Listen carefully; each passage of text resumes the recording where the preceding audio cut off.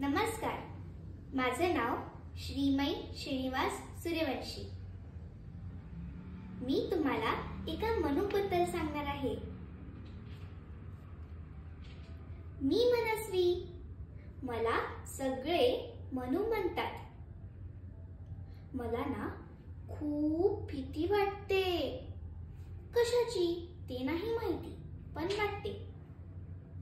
उन्हाची, पावसाची, ढगाची, विजाची, उजेडाची, सगळ्यांचीच। आमच्या आश्रमाजवळ एक शाळा आहे। रोज संध्याकाळ झाली की खिडकीतून दिसतात ती मुलं। त्यांचा नवा युनिफॉर्म असतो, नवीन वॉटर बॅग असते, कार्टूनच्या चित्राचे दप्तरही असतं।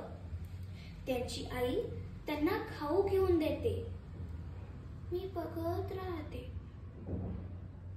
मला नवा युनिफॉर्म नको, नवीन वॉटर बॅग ही नको, मला कार्टूनच्या चित्राचं दप्तरही नको, मला खाऊही नको।